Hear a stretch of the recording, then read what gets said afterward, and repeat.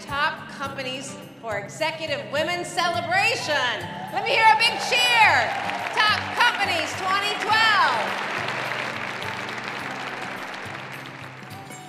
Thank you all for being here. Welcome to what is really our favorite day of the year, because we come here in order to celebrate you. Your successes for women really matter. It is now our very great pleasure to welcome to the stage our 2012 NAFE Top Companies for Executive Women winners. Accepting for Walmart stores is Laura Phillips. Laura believes that we can all be on the team and that we can be the best we can be. It's about talent, not gender.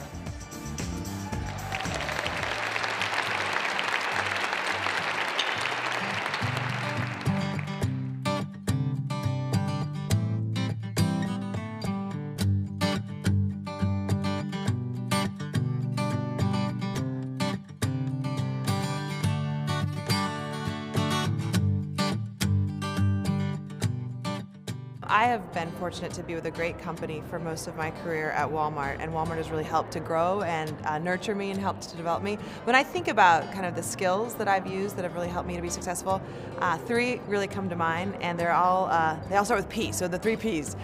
So really when I look at it, the first is performance, and I think with anybody, performance is the first, right? So if you don't have great performance, then you're not going to get noticed, you're not going to be given those extra assignments, and you're not going to be given that extra development. So I think for all women, for everybody, women or men, performance has to be number one. I think the second is passion. I've always had a lot of passion for my work. I love what I do. I love the people that I work with.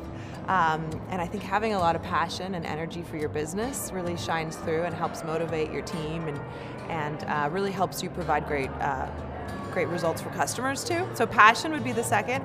And then the third, I think, is people. So as with anything we do, ultimately it's all about working with people and through people and influencing people.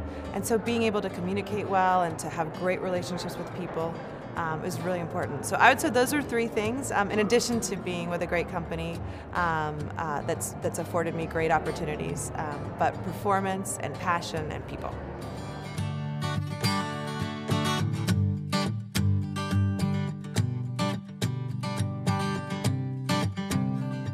We have, in the last several years, rolled out women's councils in all of our markets across the world. And these are just great opportunities for women and men to get involved for development, for skill building, for networking. And the councils are called Women in Retail. Broadly, but then within each market, you know, Argentina has a gender equity council, and China has a great women's council. The groups work together on what's important for the women in that market. So the women in China have unique challenges and issues that they look to the council to help them with, and the women in perhaps the U.S. or Argentina have different issues. So that's a great way for women in our organization to connect locally, but then also leverage the great scale and resources from Walmart.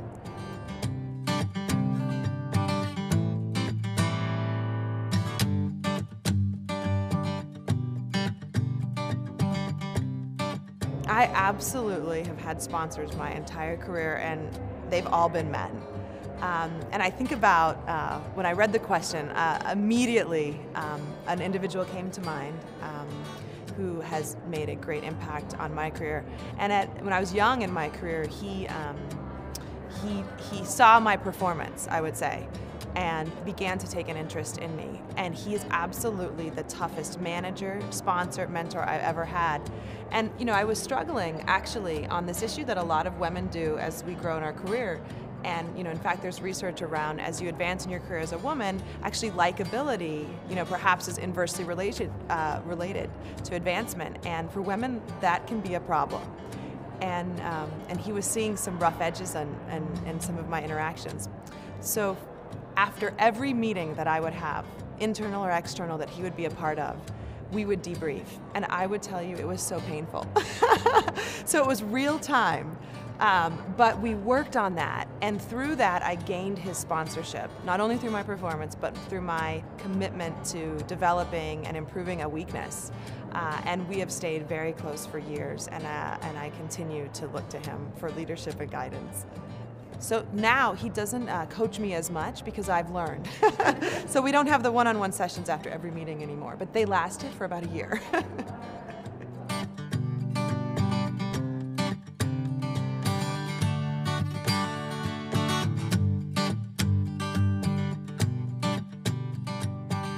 I've had a P&L position for more than 17 years, and I wouldn't change it. In fact, briefly in my career, I took a role where I didn't have a P&L for a couple of months, and it drove me absolutely crazy. So what's great about having a P&L is that you're a key decision maker in the company, and the decisions that you make affect the company's bottom line.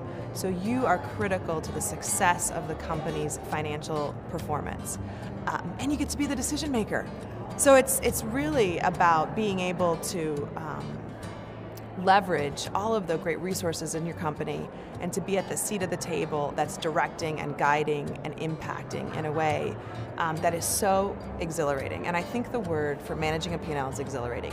The other thing about a P&L is every day I have a scorecard. So this morning before coming here, to do the interview, I can look at my results. I know how I did yesterday, what connections we're making with customers, how are customers responding to the products that we're offering them in our stores, and they vote with through the cash register, and we see it daily and even hourly at Walmart, and that's great. So it's great to have real-time awareness of how you're doing, and then you can adjust so that there's no mystery in performance. I know many women look at corporate America and look at the C-suite, especially at the CEO level and Fortune 500, and say, why don't we have more women CEOs? And I would say that squarely goes back on us as women, that we have to sign up for the P&L role. We have to sign up for the roles that deliver the financial results of the company to earn the right to the C-suite jobs and to really earn the right to have the seat at the table.